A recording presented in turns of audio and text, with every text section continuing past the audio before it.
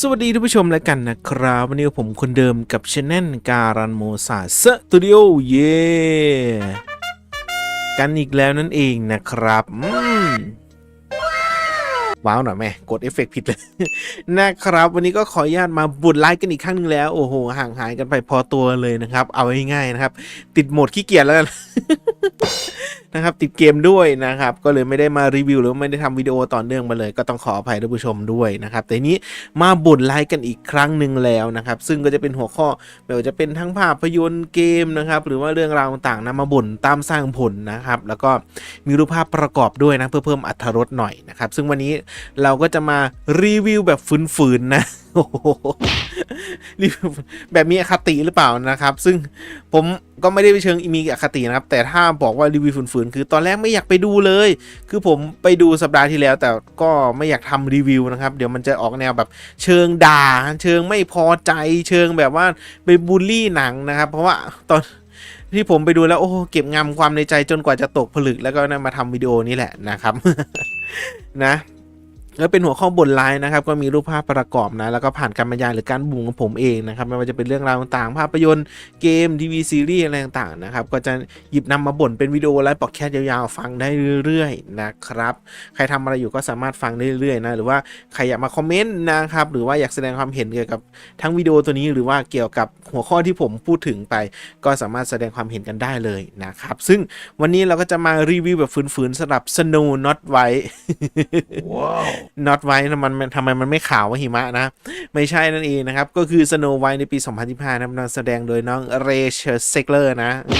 ที่กำลังเป็นข่าวแล้วก็ต้องบอกว่าตามหัวข้อเลยถ้าไม่เข็ดมันก็เจ๊งไปใช่ไหมโดนกันจริงๆนะครับสำหรับภาพยนตร์เรื่องนี้นะที่หลายๆคนอย่าว่าตั้งหน้าตั้งตารอเลยนะครับก็ตั้งหน้าตั้งตาฝน ทั้งฝนทั้งแหมจับจ้องเลยนะครับเพราะว่าตอนนี้ก็รายได้ไม่ดีพอสมควรแล้วก็อีกหนึ่งเชิงสัญลักษณ์ของคะแนนรีวิวใน MBD ค่อนข้างต่ำเตี้ยเรียดินเลยนะครับแหมมันจะมีอะไรต่ำมากกว่านี้มั้ย ถ้าไม่ใช่ The Room นะ นะครับก็ประมาณนั้นนั่นเองนะคือการรีวิวฝืนๆก็จะมีทั้งการพูดโดยภาพรวมแน่นอนว่ามีทั้งการสปอยด้วยนะครับคงไม่ต้องแบบห้ามสปอยนี่คือวิดีโอห้ามสปอยไปเลยมีขนาดนี้ไม่ต้องไปเผื่ออะไรไว้แล้วนะครับนะ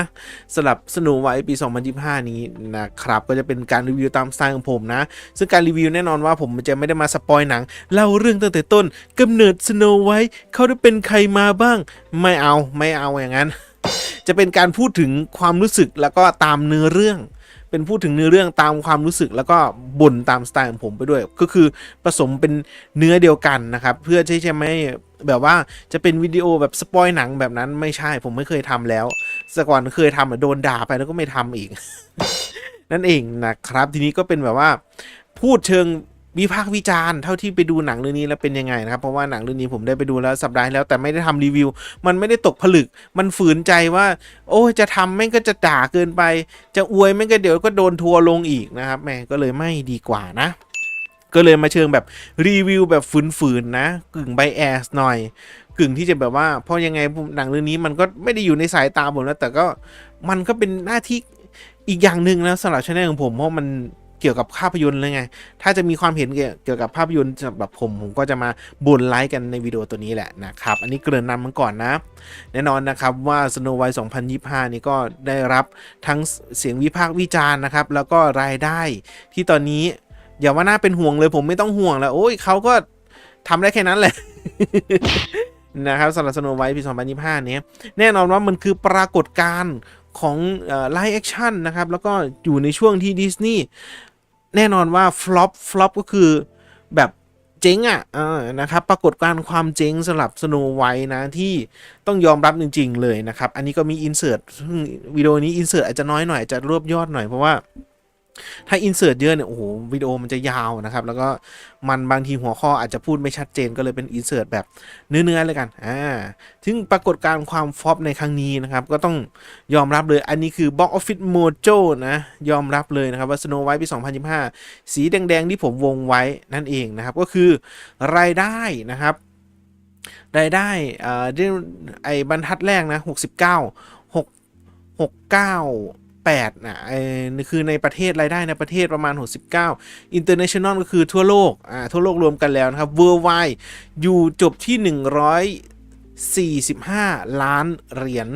นะครับนี่คือรายได้เท่าที่ผมได้แคปชั่นตอนที่ผมทำวิดีโอเนี่ยครับถ้าว่าจะจบ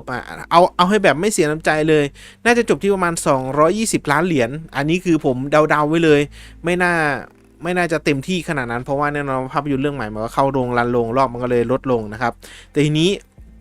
นั่นแหละนะครับว่ารายได้ตอนนี้น่าเป็นห่วงเพราะว่าทุนสร้าง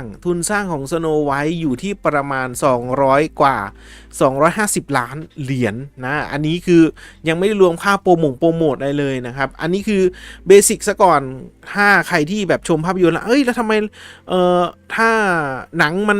เกิน250 ล้านเหรียญยังไงมันก็กำไรใช่ไหมอันนี้ก็ต้องทำความเข้าใจกันก่อนนะครับอันนี้คือสิ่งที่เบสิกคิดกันง่ายๆเลยถ้าภาพยนตร์อยากให้มันมีกำไรมากนะครับมันก็ต้องผ่านจุดคุ้มทุนแล้วก็คูณ2ของทุนเข้าไปนะครับไอ้ที่ว่าคูณ2ของทุนเข้าไปมันก็จะเท่ากับว่าเอารายได้ทั้งหมดที่ได้เนี่ยเอามาลบกับทุนสร้างคูณ2มันก็จะเท่ากับกำไรที่มันเกิดขึ้นนะอันนี้คือสิ่งที่เบสิกที่คนธรรมดาที่น่าจะวิจารณ์ภาพยนตร์ได้ทั่วไปนะครับว่ามันจะสร้างกำไรอย่างเช่นภาพยนตร์เรื่องหนึ่งหนังเรื่อง A นะครับมีทุนสร้างอยู่100 ล้านเหรียญ100 ล้านเหรียญและทีนี้เราก็คูณ2เข้าไปก็เท่ากับ200 ล้านเหรียญและทีนี้หนังมันทำรายได้ประมาณ300 ล้านเหรียญ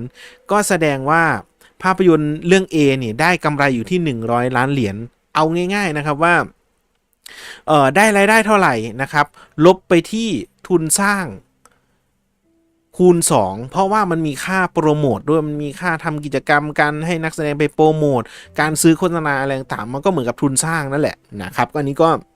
เป็นการคิดรายได้ที่ง่ายที่สุดแต่มันมีวิธีที่มันคิดที่ซับซ้อนมากกว่านี้แต่นี้คิดง่ายที่สุดนะครับซึ่ง Snow White มีทุนสร้างประมาณ200 กว่าล้านเหรียญนะครับแต่ทีนี้รายได้มัน145ไงมันก็เลยน่าจะอยู่ที่เจ๊งและขาดทุน เรื่อยๆนะครับนี่คือปรากฏการณ์ฟลอปทำไมคนเขาไม่ดูกันล่ะหรือว่าหนังมันไม่ดีหรือไงหรือว่านางเอกแสดงไม่ดีนะครับเดี๋ยวผมค่อยไปวิจารณ์ในหมวดหัวข้อนั้นนะครับถ้าวิจารณ์ตัวหนังด้วยวิจารณ์ทั้งนั่นแหละตัวนักแสดงด้วยนะครับว่ามันเกิดอะไรกันเกิดขึ้นซึ่งถ้าใครติดตามข่าวก็น่าจะรู้นะครับว่ามันฟลอปอะไรขนาดนั้นนะทีนี้ก็มาดูคะแนน IMDb นะครับซึ่ง IMDb ต้องบอกก่อนว่าเชื่อถือไม่ได้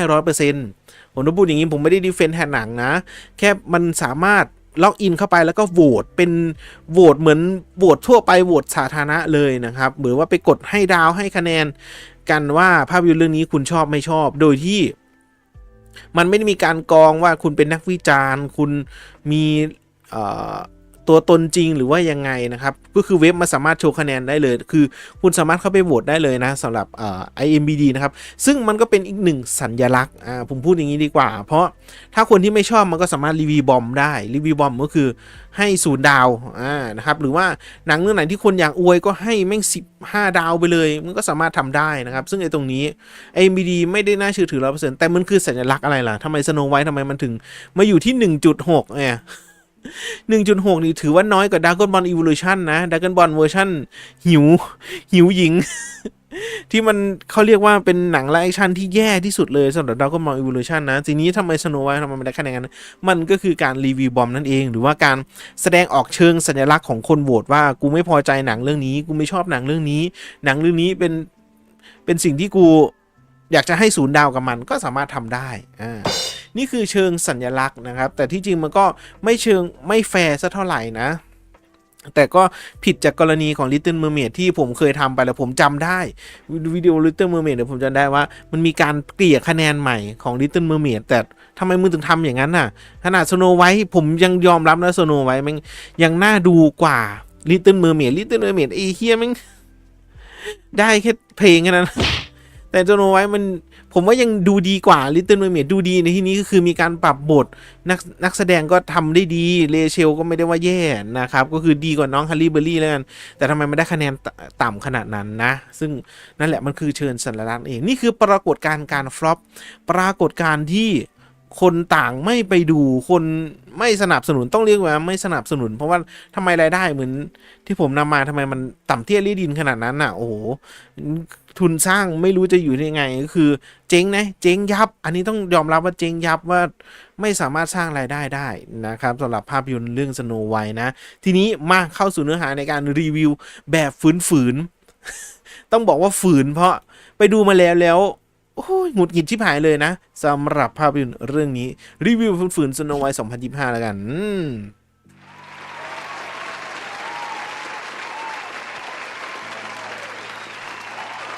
ต้องบอกว่ารีวิวฝืนๆเพราะผมไปดูมาแล้วดูเกือบสัปดาห์กว่าแล้วนะครับแต่ไม่ทำรีวิวเพราะแน่นอนว่าผมยังไม่ตกผลึกไงถ้าผมจะทำรีวิวเลยตอนออกมาจากโรงหนังเลยก็คือไปดูเสร็จปุ๊บแล้วมาทำรีวิวมันจะมีแต่ด่าอย่างเดียวไงก็เลยตกผลึกพยายามมองรอบด้านพยายามให้คุณค่ากับสิ่งที่มันคนอาจจะมองไม่เห็นก็ได้นะครับอันนี้คือผมไม่ได้เชิงเป็นกลางแต่ก็รีวิวในมุมมองของผมโดยที่ผมก็เป็นคนดูหนังธรรมดาคนหนึ่งนะจะไม่ได้แบบว่าหาเรื่องด่าอย่างเดียวแต่ก็หงุดหงิดพอสมควร นะครับสำหรับเรื่องนี้นะอันนี้รีวิวภาพรวมค่อยไปพูดถึงเนื้อเรื่องหนังหรือว่าจุดที่มันสังเกตของหนังนะครับรีวิวภาพรวมคือหนังยังมีงานสร้างงานโปรดักชันงานสร้างนะครับไม่ว่าจะเป็นพวก CG สัตว์นะยกเว้นคนแคะนั่นเอง ที่ค่อนข้างทำดูดีงานสร้างงานฉากประกอบอะไรต่างๆหรือว่างานเพลงก็ต้องยอมรับว่าดิสนีย์เขาทำได้อยู่แล้วเรื่องเพลงประกอบการเป็นมิวสิควลนะครับเขาก็ยังทำได้ดีหรือว่าเวอร์ชันภาคไทยที่ผมไปดูนั่นก็ยังเสียงใสกิ้งเลยนะครับสำหรับเรื่องงานสร้างงานองค์ประกอบงานเพลงอะไรต่างๆผมก็ยังว่ามันคือดิสนีย์ถึงแม้บางเพลงอาจจะมีดรอปๆไปบ้างแต่มันก็ยังคือดิสนีย์นั่นเองไม่ใช่แบบว่าเพลงมันฟังไม่ได้เลยไม่ใช่มันก็ยังมีงานดีอยู่ส่วนการแสดงผมก็คงไม่ได้บูลลี่น้องลาเชลหรอกว่าเขาทำได้ดีในแง่ของบทของสโนไวท์ที่เป็นเจ้าหญิงอินโนเซนต์เจ้าหญิงที่มีความสวยงามจากเรื่องของความดีของเขาคนดีนั่นเองคนดียอยักษ์ นะครับซึ่งเธอก็ทำได้ตามบทบาทเพราะว่า acting หน้าตาของเธอเป็นนักแสดงอยู่แล้วในทั้งเคยแสดงWest Side Story หรือว่าแสดงใน Hunger Game เธอ acting ดีอยู่แล้วเธอทำได้อยู่แล้วเลยเชียวความสามารถมีอยู่แล้วแค่มันไม่ตรงปกสโนไวท์ทำไมมันเป็นอย่างนั้นแล้วนั่นแหละเดี๋ยวเราเข้าไปพูดถึงทรงผมของเธอนะครับส่วนการแสดงของแกลกาดอตนะพูดถึงภาพรวมในตรงนี้พูดถึงคร่าวๆเดี๋ยวเราเข้าไปเจาะลึกกันนะครับว่าก็ยังทำได้ตามบทบาทแต่แค่บทมันอาจจะต้องเล่นใหญ่เล่นเวอร์มากกว่านี้คือแกลกาดอตมันอยู่ในเราเคยเห็นแต่ใน The Fast เคยเห็นใน Wonder Woman อาจจะเป็นสาวแกร่งสาวเงียบๆไม่ค่อยพูดไม่ค่อยเล่นใหญ่แต่พอมาเล่นเป็นบทราชินีเสร็จปุ๊บอาจจะไม่เข้ากับเธอก็ได้ก็เลยทำให้การแสดงอาจจะยังไม่โดดเด่นเท่าเรเชลนั่นเองนะครับคือบทตัวร้ายไม่ค่อยได้แล้วกันนะครับส่วนงานองค์ประกอบอื่นก็ยังถือว่าได้ตามดิสนีย์แต่บางอย่างก็ภาพรวมคือเพลงมันจะเยอะไปไหนช่วงเปิดเรื่องจนถึงกลางเรื่องนี่เพลงค่อนข้างเยอะค่อนข้างใส่เยอะนะครับก็เลยจังหวะมันก็เลยจะแม่งร้องเพลงแล้วนะครับก็คือถ้าเป็นภาพยนตร์ต่างๆเนี่ยเวลาร้องเพลงอย่างน้อยมันก็ทิ้งไปประมาณสัก 4-5 นาทีแล้วค่อยร้องเพลงอันนี้มันค่อนข้างจัดเข้ามารัวๆเลยเหมือนจะกลบเกลื่อนเรื่องบทอะไรต่างๆหรือเปล่า นะครับส่วน CG คนแคสก็ตามระเบียบแล้วโอ้ดูน่ากลัวที่หายเลยส่วนอย่างอื่นนะครับเดี๋ยวเราก็ไปพูดถึงเนื้อเรื่องที่นี่ภาพรวมผมคงไม่พูดถึงคะแนนแล้วกันนะอันนี้คือผมพูดถึงข้อดีไปนะครับทีนี้เดี๋ยวเราค่อยไปพูดถึงข้อเสียนะนี่คือภาพรวมว่าถามว่าเด็กดูได้ไหมก็ดูได้ก็ไม่ต้องคิดอะไรเพราะว่าเด็กเขาดูไงแต่ผู้ใหญ่เราดูมันก็โดนฝืนนะฝืนตั้งแต่แคสติ้งมาแล้วมันโดนด่าแล้วก็มีโดนด่าหลุดลีกออกมาคนแคร์เป็นกลายเป็นคนความหลากหลายแทนอันตรงนั้นแม่งชิบหายนะครับก็เลยแบบว่าทั้งมีการรีชูดคือถ่ายใหม่ถ่ายแก้เสริมเข้าไปกลายเป็นแบบผู้ยี่ผู้ยำทุกอย่างแม่งดูรีบมันก็ดูไม่เมคเซนส์ดูไม่สมเหตุผลตัดต่องงบทพูดแบบอะไรอีหยังวะอย่างนั้นนะครับมันก็มีอยู่ในเรื่องนี้นะก็ไม่ใช่ว่าหนังที่แย่แต่ผมมองว่าไม่ใช่หนังที่ผมชอบเลยก็กล้าพูดว่าไม่ชอบ นะครับยกเว้นเรื่องเพลงแค่นั้นแหละนะครับมาทีนี้มาเจาะลึกรายละเอียดกันนะครับมาในหัวข้อแรกเลย คือนี่คือความผิดพลาดอย่าว่าความผิดพลาดอย่างแรกเลยสิ่งที่ผมมองแล้วผมมองว่าเหมือนกันลิตเติ้ลเมอร์เมดเลยคือผิดตั้งแต่เริ่มต้นเอาฉันออกไปนะครับออกไปไหนวะ ผิดตั้งแต่เริ่มนะครับก็คือแคสติ้งนั่นเองการที่วางบท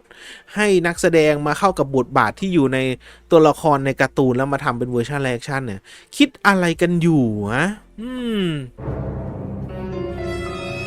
ผมก็มาดูว่าเขาคิดอะไรกันอยู่กับการแคสติ้งนำน้องเรเชลที่เป็นคนลาตินอเมริกามารับบทเป็นสโนไวท์ซึ่ง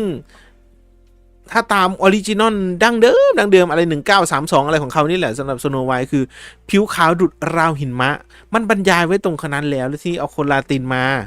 เดี๋ยวก็แม่งเดี๋ยวเกี่ยวกับเรื่องเหยียดสีผมเดี๋ยวเขาไปพูดถึงตรงนั้นนะครับเหยียดสีผิวเหยียดอะไรไม่ได้เหยียดนักแสดงมีอันนั้นอยู่แล้วแค่มันเธออาจจะรับบทเป็นสโนไวท์ไม่ได้ตรงตามบทบาทหรือว่าตามคาแรคเตอร์นะครับเพราะมันอธิบายไปแล้วว่าผิวขาวดูดาวหินมานะก็ผิดตั้งแต่เริ่มแคสติ้งแล้ว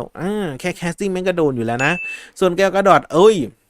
อันนี้ไม่ต้องห่วงเลยก็คือเรื่องความเป็นราชินีแต่พอไปดูหนังจริงๆมันก็นั่นแหละนะครับว่าการแสดงคือเอาค่อนข้างไม่อยู่เพราะมันเป็นตัวร้ายที่มันต้องเล่นใหญ่มันต้องเล่นแบบออสการ์มันต้องเล่นแบบเวทีบรอดเวย์หรือว่าละครเวทีพวกนั้นมันต้องเล่นใหญ่มันต้องอย่างนั้นแต่ทีนี้การแสดงแล้วก็บทบาทของเธอค่อนข้างที่จะไปในอีกทิศทางหนึ่งคือเรื่องแคสติ้งก็คือเธอเป็นสาวสวยไง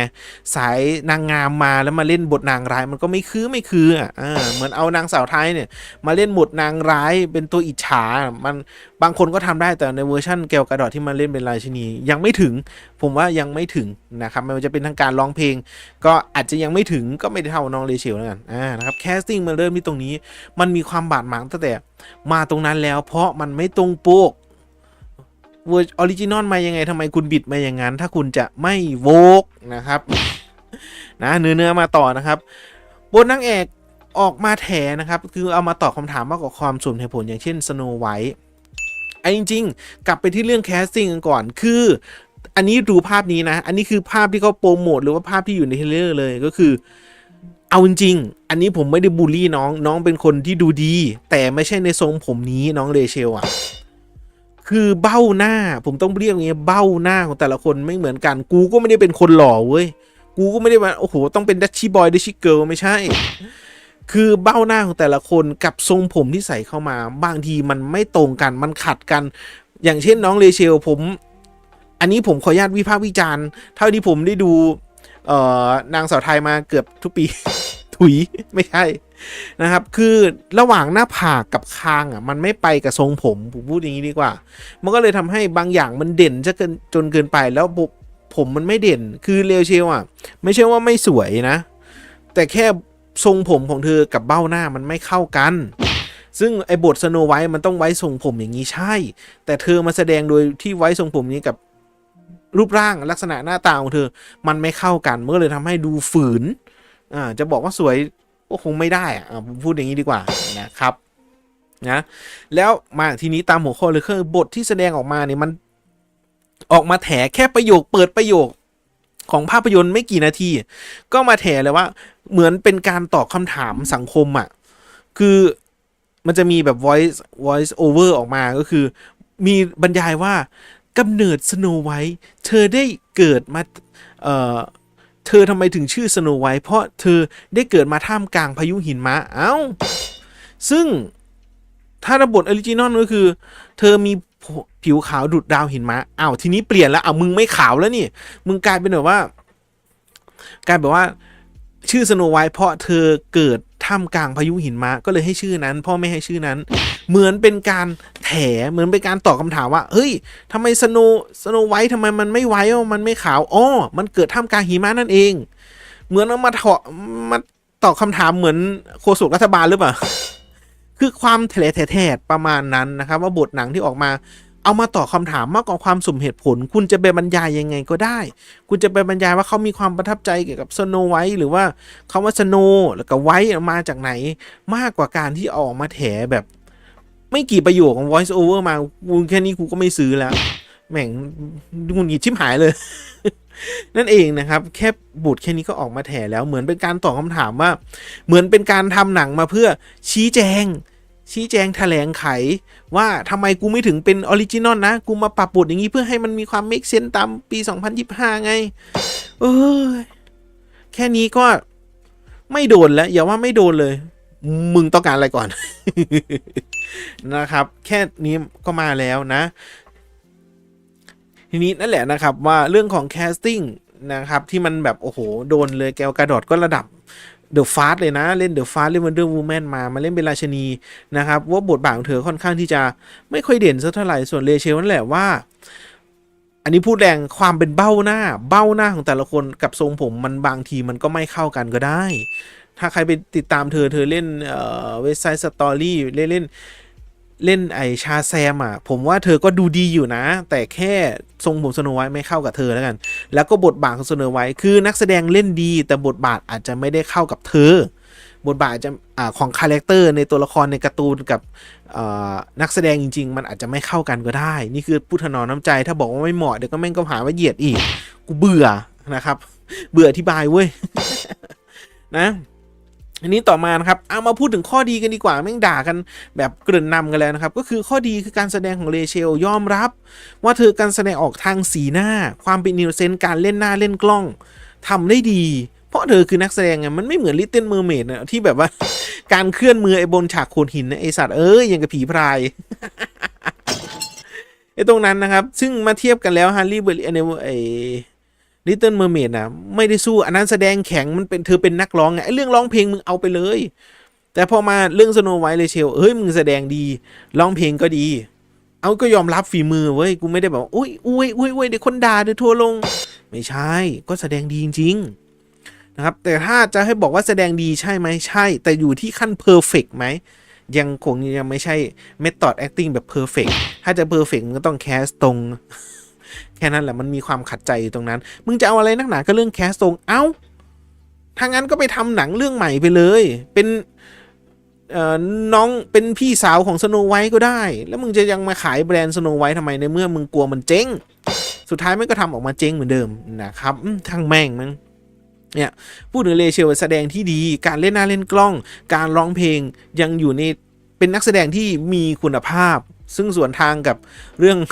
นิสัยส่วนตัวหรือเปล่านะช่างมันนะครับซึ่งก็แสดงออกมาดีไม่ว่าจะเป็นเล่นหน้าเล่นกล้องหรือว่าการแสดงกับบทบาทการร้องเพลงอะไรต่างๆทำออกมาได้ดีนะซึ่งมันก็ส่วนทางกับแกลกาดอทที่เธอก็เป็นบทบาทราชินีก็ทำตามได้ตามบทบาทแต่ไม่โดดเด่นที่ผมให้ความหมายก็คือเธอเป็นสายนางงามสายสาวสวยสายสาวแกร่งไม่ว่าจะเป็นเล่นWonder Womanเล่นฟานก็เป็นแบบโชว์เป็นโมเดลอาจจะไม่ต้องแบบมีบทพูดให้มัน acting เยอะเธอก็สามารถทำได้ acting เยอะแต่คำว่าบทราชินีที่อยู่ในภาพยนตร์มันต้องเล่นใหญ่มันต้องแบบฉันคือราชินีกระจกวิเศษมันต้องเล่นใหญ่นะเสียงมันต้องเล่นใหญ่แบบนั้นแต่เธอทำไม่ได้เพราะว่าทั้งบทไม่ส่งด้วยทั้งเธอต้องมาร้องเพลงด้วยแล้วก็ไม่ใช่สายร้องเพลงแต่ก็มันก็เลยทำให้เธอดูดรอปถามว่าทำได้มีกลางถามว่าโอเคตามบทบาทแต่แค่ยังไม่เด่นเท่าเรเชลแล้วกันสลับแกลกาดอทนะผิดหวังหน่อยไหมผิดหวังแต่ก็ผมว่าเธอก็ทำได้เต็มที่แล้วนะครับไม่ใช่ว่าทำไม่เต็มที่จังบทบาทราชินีเรื่องความสวยนะไปอิจฉาสโนไวท์ทำไมในเมื่อเนี่ยดูเด่นขนาดนางเอกถือฟาสเลยนะนะครับวันเดอร์วูแมนเลยนะสำหรับแกลกาดอทครับทีนี้พอมาบทต่อมาก็นั่นแหละก็บทต่อมาสิ่งที่ผมขัดใจอีกเหมือนกันผมบอกแล้วว่าจะไม่ได้มีการไม่ได้เป็นการสปอยหนังเล่าเป็นฉากๆเนื้อเรื่อง1 2 3 4ถึงในตรงนั้นตัวละครไปถึงตรงนี้ไม่ทำแบบนั้นมันไม่ได้ใช้ทักษะในการคิดวิเคราะห์แยกแยะมันก็แค่เล่าตามบทบาทไปถ้าจะบอกว่าอย่างนั้นผมก็เล่าก็ได้มั้งคือเคยทำแล้วก็โดนด่านะครับมาต่อนะครับก็คือสิ่งที่เขาปรับบทนะสำหรับสโนไวท์ก็คือกับการปรับบทไม่ให้มีเจ้าชายไม่ใช่เจ้าชายคือไม่มีเจ้าชายคือบทออริจินอลเดิมมันจะมีเจ้าชายมาช่วยไงแล้วก็จุมพิษรักแท้แล้วก็ไปสู้กันกับแม่ราชินีใจร้ายนั่นเองนะครับทีนี้บทในเวอร์ชันไลฟ์ชันนี้คือไม่มีเจ้าชายกลายเป็นซ้ายมือก็คือโจนาธานวิกหรือเปล่าเนี่ยจอห์นวิกไม่ใช่นะว้าว ไม่ใช่นะครับเป็นโจนาธานก็คือพระเอกของเรื่องครับก็คือการตัดบทไม่มีเจ้าชายซึ่งเป็นแค่หัวหน้ากองกบฏต่อต้านราชนีหัวหน้าโจร500เลยพูดซะดูแย่เลยก็คือหัวหน้ากบฏต่อต้านราชินีนั่นเองในเรื่องก็คือราชินีกดขี่ก็คือยึดอำนาจมาจากพ่อสโนไวท์แล้วก็ให้สโนไวท์นี่เป็นทาสแล้วก็ไปตัดผมเธอนะแล้วก็ไปทำความสะอาดไปแล้วก็ถูกกดขี่ไปพวกประชาชนเนี่ยอยากจะกินของดีๆราชินีก็บอก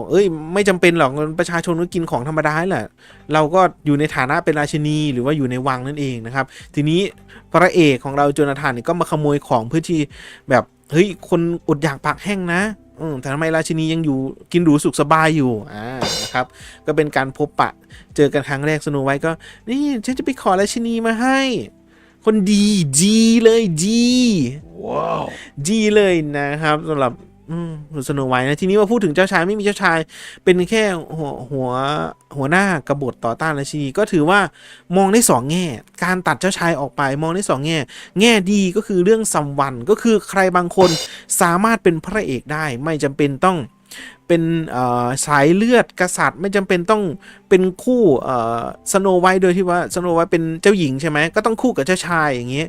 คนธรรมดาก็สามารถรักได้สามัญชนก็มีความสามารถที่จะเป็นพระเอกได้นี่คือความแง่ดีของซัมวันว่าแค่มึงมีจิตใจดีมึงช่วยนางเอกแค่เห็นรักแรกพบก็สามารถเป็น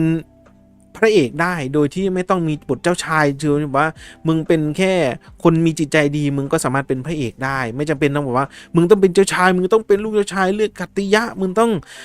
มีเชื้อสายสืบมาจากกษัตริย์คนนู้นคนนี้มันจะเป็นแบบหนังสมัยก่อนไงที่คนมันต้องสมมงกันเขาเรียกว่าสมมงก็คือมีต้องมีวิทยาฐานะเหมือนกันเจ้าหญิงก็ต้องคู่กับเจ้าชายกษัตริย์ก็ต้องคู่กับอีกเมืองหนึ่งนะครับอันนี้เขามองในแง่ตีความว่าไม่มีเจ้าชายแต่เป็นหัวหน้ากองกบฏที่มีความสามารถนะถูกจับหลายรอบเหมือนกันไอ้นี่ นะในแง่สมบัติแต่ถ้ามองอีกแง่หนึ่งก็คือด้อยค่าบทเจ้าชายทำไมวะในเมื่อเจ้าหญิงเป็นคนลาตินอเมริกาทำไมเจ้าชายไม่เป็นคนดำวะ ทำไมมึงไม่ไปสุดริมทิมประตูเลยอันนี้ก็ไม่รู้ตั้งแต่ Little Mermaid แล้วเปลี่ยนแต่นางเอกให้ตัวเด่นให้ตัวแบบตัวเองนี่เด่นเป็นหญิงแกร่งเป็นคนผิวสีผมถักเรดล็อก Little Mermaid นะทำไมไม่เปลี่ยนเจ้าชายวะก็ให้มันสมมงกันไปเลยเจ้าชายผิวดำแล้วพอมาสโนไวท์เหมือนกันทำไมไม่เอาคนลาตินมามึงกลัวอะไรมึงกลัวที่จะไม่ถูกด้อยค่าหรือเปล่าคือการด้อยค่าบทเจ้าชายไม่มีเจ้าชายใช่ไหมก็เอาคนซัมวันใครไม่รู้มาเลยที่มึงด้อยค่าชายผิวขาวอีกแล้วเหรออันนี้ผมถ้าผมจะลดเรื่องการเมืองคือด้อยค่าบทเจ้าชายเพราะเจ้าชายต้องมาช่วยอย่างน้อยก็ต้องมีความสามารถในการสู้รบอะไรแต่ทีนี้พอมาโจนาธานเสร็จปุ๊บมึงโดนจับบ่อยมากเปิดมาเรื่องมึงก็โดนจับเลยไปโดนจับแขวนสโนไวท์ก็ไปช่วยมึงแล้วก็มาสู้กันในอีกรอบหนึ่งมึงก็โดนจับโจนาธานทำไมมึง โดนจับบ่อยเหลือเกินนะครับเหมือนเป็นการด้อยค่าบทเจ้าชายคนที่จะมาช่วยทำไมต้องด้อยค่าขนาดนั้นวะอันนี้คือสิ่งที่ตั้งคำถามเหมือนกันนะครับว่าการที่ไม่มีบทเจ้าชายเนี่ยมันดูไม่เคารพออริจินอลมันดูด้อยค่าบทผู้ชายไปไหมทำไมต้องเป็นผู้ชายผิวขาววะทำไมไม่เอาผิวละตินผิวดำไปเลยจบเปลี่ยนเจ้าชายไปเลยทำไมไม่เปลี่ยนล่ะเปลี่ยนได้ทำไมไม่เปลี่ยนวะคุณต้องการทำอะไรกันแน่นะครับดิสนีย์นะนี่แหละมองได้2แง่นะครับใครก็ได้เป็นพระเอกก็ได้หรือว่าทำไมมึงด้อยค่าบทผู้ชายวะไม่รู้มึงต้องการอะไรไม่รู้นะครับอันนี้คือวิพากษ์วิจารณ์ตามที่ผมได้ไปดูแล้วผมก็หงุดหงิดตามสไตล์นี้จริงใจแน่นอนว่ากูไม่ได้ว่าหาเรื่องด่าเฉยแต่นั่นแหละว่ามันเป็นออกมาอย่างนี้แล้วผมค่อนข้างหงุดหงิดเลยจะไม่รีวิวตอนต้นไงก็เลยมีเวลาก็รีวิวนะครับทีนี้ CG คนแคะนะครับนี่คือสิ่งที่ผมมองว่ามันคือข้อจำกัดของ Live Action CG คนแคะแน่นอนว่าน่ากลัวอยู่แล้วมันเป็นคนมันต้องทำให้มันสมจริงไงคำว่า realistic คนแค่จริงๆกับคำว่า realistic นี่เอามาใส่ในเป็นเวอร์ชัน CG 100% นี่ผมมองว่าความสมจริงกับการ์ตูนมันเป็นการคอนทราสต์กันอยู่บางอย่างข้อจำกัดการที่ให้ 2D 2D ที่อยู่ในการ์ตูนเอามาเป็นคนจริงๆที่มันเป็น 3D แล้วต้องมาเรนเดอร์อยู่บนความ realistic มันก็เลยทำให้บางอย่างมันทำออกมาแล้วมันดูน่ากลัวอย่างเช่นไอตัวด็อบบี้ เนี่ยไอตัวข้างหลังเนี่ยตัวดอบบี้เนี่ยเราดูในการ์ตูนแล้วมันดูดีนะเพราะมันอยู่ใน 2D ต่างคนต่างอยู่ในการ์ตูนแล้วมันดูค่อนข้างโอเคเพราะมันอยู่ในพื้นผ้าเดียวกันไงพื้นภาพเดียวกันทีนี้พอมาเป็นไลฟ์แอคชั่นคนแสดงกับ CG และ CG ถ้าปั้นออกมาเป็นแบบนี้เราก็คงไม่พูดถึงเคสกรณีโซนิกโซนิกไอตัวเม่นขาวเม่นฟ้าที่ตอนแรกมันก็โดนด่าก็เพราะนี่แหละว่าความที่ดึงจาก 2D ที่อยู่ในเกมเอามาเป็นไลฟ์แอคชั่นหรือว่าเวอร์ชันคนแสดงมันก็ต้องมีการปรับเปลี่ยนบทให้มันอยู่ในตรงนั้นด้วยปรับเปลี่ยนลักษณะรูปร่างหน้าตาให้มันมีความเป็นเรียลลิสติกพอมาในสโนไวท์ในเวอร์ชันนี้คนแคะมันมีความเรียลลิสติกสูงกว่ามันเลยดูน่ากลัวไงคนอะไรมันจะมีหน้าตางั้นตาใหญ่ๆหูใหญ่ๆซึ่งพอมาในเวอร์ชันการ์ตูนมันดูเมคเซนส์มากกว่าพอมาเวอร์ชันคนแสดงมันก็เลยดูเขาพยายามปรับให้มันกลางที่สุดแล้วแต่ผมมองว่ามันก็ยังมีความน่ากลัวในมุมมองของผมนะแต่ถ้าว่าเด็กจะชื่นชอบก็อันนี้ก็แล้วแต่นะครับอันนี้คือความสมจริงกับความเป็นการ์ตูนที่มันค่อนข้างคอนทราสต์กันอยู่หรือว่าค่อนข้างที่ทำให้ข้อจำกัดของไลฟ์แอคชั่นมันมีปัญหาพอสมควรเนี่ยผมให้ดูรูปนี้เนี่ยโอ้หัวใหญ่มีหนวดอะไรด้วย มันเป็นข้อจำกัดอันนี้ต้องยอมรับตรงอันนี้ก็ไม่ได้โทษกันนะครับแต่มันอยู่ที่การเขียน CG ว่านั่นแหละว่ามันไม่เหมือนคนนะมันจะทำยังไงให้มันเหมือนคนนะ นะครับส่วนไอตอนที่มันร้องเพลงไฮโฮนะดูดีเพลงไฮโฮดูดีทีนี้คือมีการอาร์เรนใหม่แล้วก็เป็นเวอร์ชั่นที่ผมมองว่ามันค่อนข้างโอเคดูสนุกสนานดีครับคนแคะที่มันอยู่ในซีน 100% แต่ทีนี้พอมาเข้าซีนกับเลเชลมาเข้าซีนกับสโนไวท์มันค่อนข้างดูน่ากลัวขึ้นไปหน่อยเพราะว่าหน้าคนจริงๆกับหน้า CG มันนั่นแหละนะครับมันเป็นข้อจำกัดที่ถ้าคนไม่เอาคือไม่เก็ตเลยไงในตรงนี้นะครับไฮโฮค่อนข้างโอเคลองไปฟังใน YouTube แล้วกันนะครับสำหรับเพลงไฮโฮนะถ้าใครชอบก็ชอบผมก็ว่าไอ CG คนแค่ถ้าคนแค่อย่างเดียวค่อนข้างไปรอดอยู่ถ้ามาคู่กับสโนไวท์ไม่ค่อยรอดนะครับส่วนอีกอย่างหนึ่งที่แม่งโดนด่าตั้งแต่ต้นก็คือตอนที่ลีกออกมาประมาณปี2ปีที่แล้วก็คือบทที่มันซ้ำซ้อนกันโอ้โห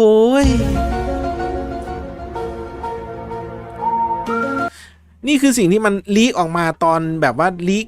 ช่วงที่เขาถ่ายทำช่วงแรกๆเลยคือไอ้ที่เขาออกมาก็คือคนแคะกับบท7ความหลากหลาย7คนแค่7ความหลากหลายบทมันซ้อนกันอยู่เฮ้ย คืออะไรคือตอนที่มันออกลีกภาพนี้ออกมาตอนแรกทุกคนงงว่าเฮ้ยสโนไวท์มันจะไม่มีคนแค่แล้วหรือเปล่าเพราะเขาเอาเนี่ย7ความหลากหลายนี่เอามาใส่โอ้คนดำมาเบิ้ลเลยมีทั้งหัวฟูคนลาตินมีคนแคระอะไรทั้งนั้นก็ยังมีอยู่อันนี้คือเขาเอาคนจริงๆคือตามความหมายทุกคนเท่าที่เข้าใจเห็นรูปนี้ในเวอร์ชั่นภาพเวอร์ชันนี้ในภาพยนตร์ที่ลีกออกมาในสโนไวท์เนี่ยเขาเข้าใจมุมนี้เลยว่าเขาเอามาแทนคนแคะก็เอามาแทนคนแคะแต่เอาไปเอามาสิปุ๊บพอมาหนังฉายสิปุ๊บคนแคะก็มีไอ7ความหลากหลายนี้มึงคืออะไรมันคือโจรกบฏที่พระเอกเป็นหัวหน้าอยู่ก็คือโจรที่มันกบฏต่อต้านราชินีนั่นเองนะครับคือไอ้พวกนี้ก็มีอยู่ประมาณ 7-8 คนคนแค่มันก็มีอยู่เป็นมันกลายเป็นว่าบทมันซ้ำซ้อนกันตอนที่มันออกมาแล้วที่นี้มึงจะให้สเปซหรือว่ามึงจะให้แอร์ไทม์กับพวกนี้ยังไงพอไปดูในหนังจริงๆเสร็จปุ๊บไอสัตว์พูดไม่กี่ประโยคฉันเป็นเจ้าแห่งหน้าไม้เนี่ย แค่นั้นนอกนั้นก็มีบทแอคชั่นปิ้งปังปิ้งแป้งสู้กันกับทหารราชินีแล้วก็มาอีกทีก็ตอนสุดท้ายเรื่องมันมีคุยกันตอนที่มันอยู่ในบ้านคนแคะอยู่ไอ้พวก7ความหลากหลายนี้ครับแต่ทีนี้สิ่งที่มันลีกออกมาแล้วคนเขาด่ากันคือคนแคะมันจะไม่มีเลยทำไมมึงเอา7ความหลากหลายมึงยัดอะไรเข้ามาอย่างนั้นเอกลักษณ์ที่มันเป็นมาสคอตทำไมมึงไม่เอาใส่เข้ามากลายแบบว่าคุณเปลี่ยนไอ้ตรงนี้แล้วคนโดนด่ามันก็เลยกลายแบบว่าภาพยนตร์มันต้องเลื่อนออกไปเพราะมันต้องรีชูตไปเขียน CG คนแคะเข้ามาแทนที่ถ้าเอาจริงๆตามความรู้สึกคือเขาจะเอามาแทนคนแคะใช่ไหมมันก็เลยโดนด่าไปในดอกแรกแล้วอันนี้คือยังไม่พูดถึงดราม่าของนักแสดงเรเชลเลยนะครับอันนี้คือสิ่งที่โดนด่าแล้วคนก็เข้าใจว่าเป็นอย่างนั้นซึ่งที่จริงออกมาแล้วก็คือบทมันซ้ำซ้อนกัน7ครั้ง7คนแค่7ความหลากหลายทำไมบทมันซ้อนกันวะทำไมบทแม่ง ทำไมบทมันทับกันอยู่ขนาดนั้นคนแค่ก็มี7ความหลากหลายแม่งก็มีแล้วมันจะใส่ในแอร์ไทม์เข้ามาในหนังประมาณ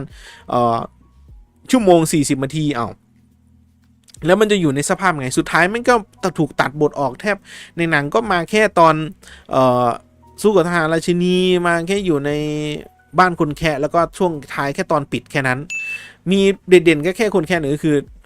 ฉันเป็นเจ้าแห่งหน้าไม้ยิงใส่ราชินีนะครับมีแค่นั้นนี่คือสิ่งที่มันโดนด่าแล้วคนไม่ค่อยพอใจว่ามึงจะบิดอะไรขนาดนั้นบิดซะจนแม่งกลายเป็นโรคบิดแล้วมั้ง กินยาแก้กระเพาะไหมเนี่ย นะครับทีนี้ต่อมาไอ้ที่บอกว่ามันควรปรับเปลี่ยนบางอย่างมันคงออริจินอลไว้มันก็คงไม่ทันสมัยนะบางอย่างมันคงปรับเปลี่ยนแต่วิธีปรับเปลี่ยนแล้วมันดูมันวิธีที่มันไม่เปลี่ยนแล้วมันไม่เมคเซนส์คือการที่ราชินีมอบแอปเปิลให้ก็แน่นอนว่ากระจกวิเศษบอกว่าถัดไปจะมีสโนไวท์ซึ่งสโนไวท์เธอเป็นคนที่สวยที่สุดแม่มดมันก็ไปแบบร่ายมนต์สะกดให้เธอกินแอปเปิลแอปเปิลยาพิษนะซึ่งวิธีฆ่าที่ดีที่สุดก็คือการทำให้หลับ การฆ่าโดยการทำให้หลับกูก็ไม่เข้าใจว่าอันนี้คือบทดั้งเดิมที่มันดูล้าสมัยแต่มึงก็ต้องยอมรับว่ามึงก็ต้องบางอย่างก็ต้องเปลี่ยนไปบ้างนะไดอะล็อกอันนี้พูดถึงก่อนไดอะล็อกที่ตอนแม่มดนะครับที่ปลอมมาเป็นคนแก่แล้วมาเอาแอปเปิลให้เนี่ยค่อนข้างโอเคค่อนข้างดูหลอกล่อดีนะครับแต่ตอนที่กำลังแบบเพลงที่แบบว่าฉันจะทำแอปเปิลพิษขึ้นมานะครับก็นั่นแหละว่าฆ่าด้วยการให้หลับ แล้วก็เขียนวิธีแก้แบบชัดๆด้วยถ้าเป็นผมอันนี้ในมุมมองของผมคือถ้าเป็นแม่มดใช่ไหมเป็นราชินีใจร้ายเป็นแม่มดประมาณนั้น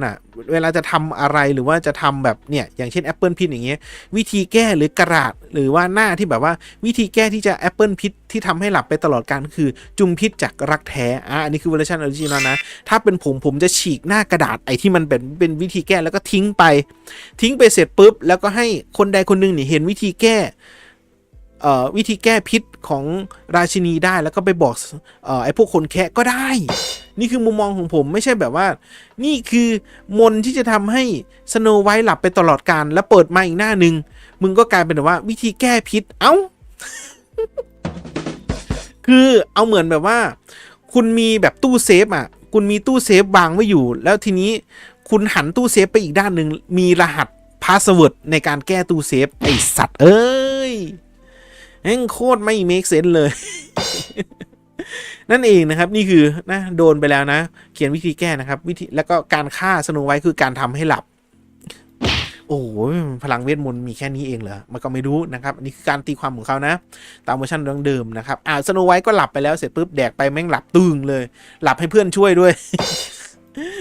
หลับยังไงให้เพื่อนช่วยนะครับแล้วก็สิ่งที่ทำให้ผมแบบโอ้ยโจนาธาน คืออะไรคือตอนโจนาธานหนีออกมาจากปราสาทราชินีได้นะครับแล้วทีนี้พอมารู้ว่าสโนไวท์นี่หลับไหลอยู่มันกลายเป็นว่าตอนที่โจนาธานกำลังจะเดินไปจูบมึงไม่มีบทเกริ่นนำอะไรเลยรักกันลวกๆขนาดนี้แล้วกูก็ชอบมาจ่ายสัก1,400-1,500นี่มึงก็รักกันได้มั้ง คือคิสก็คือจูบแบบมุ่งนี่คือแบบโอ้กูต้องได้จูบแน่นอน ไร้การเกริ่นนำนี่คือฉากที่สโนไวท์หลับไปแล้วใช่ไหมแล้วทีนี้โจนาธานมาเสร็จปุ๊บแล้วคนแค่ก็บอกว่าเรามาช้าไปเราไม่สามารถช่วยเธอได้แล้วโจนาธานก็ไม่พูดอะไรเลยแล้วก็เดินเข้าไปจูบนางเอกไปจูบสโนไวท์ทั้งที่มึงควรมีบทเกริ่นนำอันนี้ผมก็งงถ้าเป็นผมมันอยู่ในขั้นแบบขอสักทีนึงเหอะ โจนาธานคือมันต้องมีกฎเกณฑ์นำตั้งแต่แรกที่ผมได้เจอผมก็หลงรักเธอแล้วตั้งแต่ผมได้เห็นเธอมีความสามารถอย่างนั้นทำให้ผมได้นึกว่าเธอเนี่ยมีความสามารถและเธอเป็นรักแรกของผมมันจะมีฉากเกี่ยวพาราสีร้องเพลงเกี่ยวพาราสีบ้านน้องอยู่ฝั่งกันโน้นฝั่งกันนี้งัวสัมพันธ์จนการอาบน้ำการเห็นจุดๆทุกทีอันนี้ก็เล่นมุกไปนะกูนะครับคือไอ้ตรงนั้นมันต้องนั่นแหละว่ามันมีฉากร้องเพลงเกี่ยวพาราสีเข้าใจว่าให้เกิดประทับใจนั้นแต่มึงก็ต้องมีการบอกด้วยว่ามึงประทับใจนางเอกตัวไหนหรือว่ามึงรักนางเอกตั้งแต่แรกพบก็ยังได้แต่ทำไมไม่มีบทประโยคในการที่จะเกริ่นนำซะก่อนสโนไวท์เธอจากข้าไปแล้วจริงๆเหรอฉันเพิ่งรู้วิธีแก้พิษจากนางราชินีใจร้ายด้วยการจูบที่บริสุทธิ์ผุดผ่องอะไรก็ว่าไปอันนี้มึงเดินเข้ามามึงจูบเลยอะไรของมึงโอ้จะเอากำไรไปไหน นะครับมา แม่งแบบนี้กูแทบจะทุบโต๊ะแล้วนะครับมาทีนี้ฉากต่อมาอันนี้คือ Final Battle ซึ่งเป็นอะไรที่มันครินช์ดูขนลุกขนพองมากเลย สิ่งที่ดูขนลุกขนพองคือ Final Battle ก็คืออ้าวได้ไอ้สโนไวท์จะมาทวงบัลลังก์ราชินีคืนนะครับเธอเอาตำแหน่งราชินีไปจากพ่อเก่าของฉันนะแล้วก็นึกว่าจะปะฉะดะกันสโนไวท์เป็นคนดีไงไม่ยอมลงมือกับราชินีและราชินีก็สั่งให้ทหารนี่ล็อกตัวเธอซึ่งมันก็จะเป็นตามหัวข้อคือ Final Battle ฉันจำเธอได้นะฉันจำชื่อทหารคนนั้นได้โอ้โหFinal Battle นึกว่าจะมีแบบตบแย่งชิงกันซะหน่อยสู้ไม่ได้แล้วพระเอกมาช่วยไม่ใช่เป็นที่สโนไวท์ฉันจำชื่อเธอได้คือมันมีทหารมาล็อกแขนกับสโนไวท์แล้วสโนไวท์ก็เห็นหน้าของทหารคนนั้นแล้วจำชื่อเขาได้อันนี้สมมุตินะคุณคือจอห์นคอนเนอร์เลย คุณคือจอห์นคุณมีบ้านที่ปลูกสตรอเบอรี่อยู่แล้วพ่อของฉันก็รักคุณมากคุณมีภรรยา1 คนที่ทำเย็บผ้าให้แม่ของฉันอะไรก็ว่าไปนี่คือฉันจำชื่อทหารคนได้แล้วก็หันมาอีกคนหนึ่งเขาคือพอลคุณเป็นทหารองครักษ์ที่พ่อฉันโปรดปรานมากที่สุดคุณมีความซื่อสัตย์มากเลยสุดท้ายยังไงคุณสโนไวท์คุณเป็นเจ้าหญิงของผมเอาด้วย ผมเอาด้วยผมจะอยู่เคียงข้างสโนไวท์ผมจะอยู่เคียงข้างเจ้าหญิงมากกว่าราชินีใจร้ายมันคืออะไรมันง่ายเกินไปหรือเปล่าวะโคตรง่ายเลย wow. ง่ายมากคือถ้าผมเดินไปในดงแบบดงตีนวัยรุ่นเขากำลังแบบสู้กันในช่างกลกันอยู่เฮ้ยน้องคนนี้ไอ้เป๋อกูจำมึงได้แม่มึงยังทำกับข้าวมาให้พี่เลยมึงจะมาเป็นนักเลงกันไม่ได้ไงพอจำเสร็จปุ๊บเอ้าน้องเป๋อผมสำนึกผิดแล้วครับอย่างงี้ นี่คือมุกเดียวกันที่อยู่ในสโนไวท์ฉันจำชื่อเธอได้ฉันจำทหารเธอได้สุดท้ายแล้วทหารทุกคนแม่งเอาด้วยแล้วก็ไอ้กลุ่มของคนแคะแล้วก็กลุ่มของกองกบฏความหลากหลายทั้ง8 ความหลากหลายทั้ง7แม่งก็มาช่วยสโนไวท์มาจากราชินีคือยิงหน้าไม้มาราชินีแม่งก็หนีเข้าไปยังกระจกวิเศษนี่คือ Final Battle มึงทำได้แค่นี้เหรอนึกว่าจะดูเดือดกันสักนิดนึงหรือว่าจะมีปล่อยเวทมนต์กันไม่ใช่มาเผชิญหน้าแล้วฉันจำชื่อทหารได้สโนไวท์ยังโคตรคลิ้นเลยสำหรับผมมันทำได้ดีมากกว่านี้ผมว่ามันน่าจะดูเดือดมากกว่านี้เกือบอะไรแล้วหรือว่าใช้พลังเวทมนต์อะไรก็ได้เรียกสิงสารสัตว์มา Final Battle ก็ได้เป็น Avenger Assemble อะไรก็ได้นะครับทีนี้ฉากที่ผมแบบ what the f มากเลยก็คือเนี่ยถัดจากฉากนี้ไปคือราชินีใจร้ายนี่โดนหน้าไม้โดนแบบสังคมรุมประณามแล้วฉันก็วิ่งไปที่กระจกวิเศษแล้วไปถามว่าฉันจะทำยังไงหรือว่าสโนไวท์เขาเป็นคนยังไงบอกข้าเถิดมันยังทำอะไรกันเกิดขึ้นก็คือราชินีไปยังกระจกวิเศษแล้วกระจกวิเศษ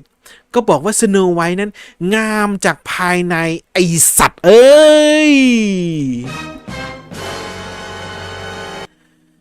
มึงคิดได้แค่นี้เองเหรอโอ้โหนี่คือประโยคที่ผมมองว่าหนังระดับ200 ล้านไอสัตว์เขียนบทมาโคตรนามมาทำสั่ง2นี่คือการโวกขั้นที่สุดแล้วนี่คืออันติเมตเขางามถึงแม้ว่าราชินีจะมีความงามดังเปลือกนอกตามที่ได้เห็นแต่แน่นอนว่าสโนไวท์เธองามจากภายในโอ้ยในตรงไหนเนาะขอดูหน่อยนะ งามจากภายในไอสัตว์มันนามมาทำสิ่งที่ผมบอกคือไม่ใช่ว่าผมไม่ชอบบทตรงนี้แต่มึงต้องทำให้เห็นว่าไอความงามจากภายในมึงต้องอย่างน้อยก็มีสูตรแฟตแบ็กหรือว่าทำให้เห็นทุกคนยอมรับในตัวสโนไวท์ได้แต่ทำไมมันนามมาทำมาสั่งสอนคนว่าความงามต้องมาจากภายในเหมือนกูถามซิริเหมือนกูถามเจมินายว่าคนที่สวยที่สุดในโลกเป็นใครความงามเป็นดั่งนามมาทำไม่สามารถตีค่าวัดค่าได้ไอสัตว์มึงเอา AI เขียนบทหรือเปล่าเนี่ยไอ้กระจกนี่เหมือนแบบเช็คสเตตัสแล้วแม่งเหมือนแบบโดน AI แม่งครอบงำอัลกอริทึมแม่งครอบงำไปแล้วเขางามจากภายในนี่ทำก็คือสิ่งที่ผมตั้งคำถามแล้วตบขาเลยว่าไอ้เหี้ยมึงทำหนังระดับนี้แล้วมึงเขียนบทอย่างนี้เหรอโอ้ถึงแม้ว่าจะเป็นบทเลยจมึงก็ต้องทำให้มัน make sense มากกว่านี้ผมว่าระดับหนัง200 ล้านเหรียญน่ะ200 กว่าล้านเหรียญเนี่ยหลายพันเกือบพันล้านเลยนะทำไมมึงเขียนบทระดับความงามจากภายในมึงลองคิดดูทางงั้นกูก็หล่อจากภายในก็ได้ แบบทางงั้นแบบว่าคนแบบหุ่นไม่ดีแม่งก็แบบ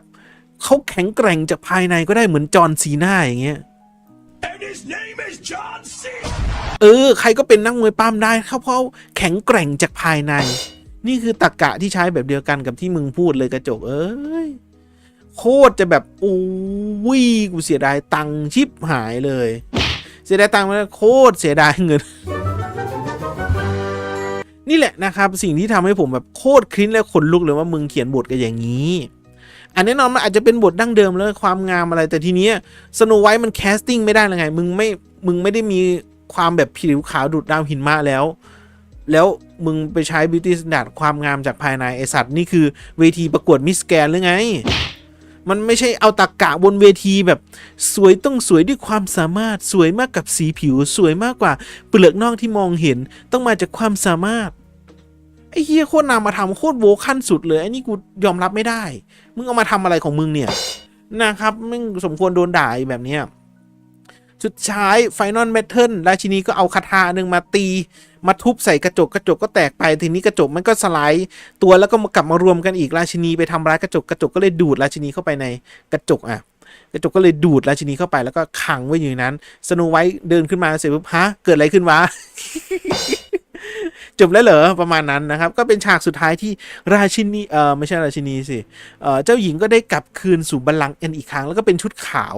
ไอ้ภาพข้างบนเนี่ยอุ้ยดูน่ารักเลยพอภาพข้างล่างโอ้โหมาส่องหน้าแบบเต็มแบบนั้นอ่ะโอ้ยชุดขาวนี่ทำยังไงก็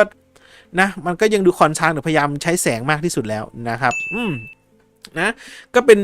อยู่กับโจนาธานไปแล้วก็คืนบัลลังก์เป็นเจ้าหญิงสโนไวท์นี่คือจบบริบูรณ์จบสักที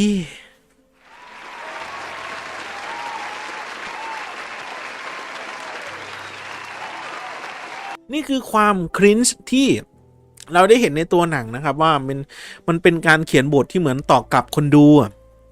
มันเหมือนเขียนบทว่าเฮ้ยมึงสงสัยตรงนี้เหรอว่าทำไมมึงจะทำยังไงมึงจะเปลี่ยนบทยังไงเหมือนการมาเขียนแถลงไขเหมือนเป็นโฆษกรัฐบาลมาออกมาแก้หน้าว่าเฮ้ยสโนไวท์ที่ทำไมต้องใช้นักแสดงคนนี้ทำไม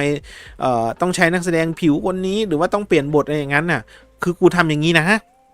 โดยที่มึงไม่ได้มีความเมคเซนเลยมันเหมือนแถลแท้เหมือนกับการแถออกไปนะครับบทออริจินอลผมไม่รู้แต่ถ้าคุณมาเขียนบทอย่างนี้2025แล้วนะโอ้คุณยังจะมาขายเด็กแบบหน้าด้านๆแบบนี้เหรอสุดท้ายก็เป็นไฟนอลอย่างนี้นะครับฉากจบสุดท้ายจบบริบูรณ์แล้วมาเขียนอย่างนี้โอ้ยผมก็มองว่ามันคลิ้นสำหรับคนที่ดูหนังสำหรับผมเป็นผู้ใหญ่แล้วค่อนข้างดูหนังมาพอตัวแต่ไม่ได้ดูเยอะหรอกผมไม่ได้เป็นนักวิจารณ์มืออาชีพแต่ถ้าว่าจะเขียนบทอย่างเงี้ยการให้เด็กได้ดูอะไรแบบนี้ผมว่าค่อนข้างที่จะพับประกันด้าพอสมควรนะเช่นคำว่าสวยจากภายใน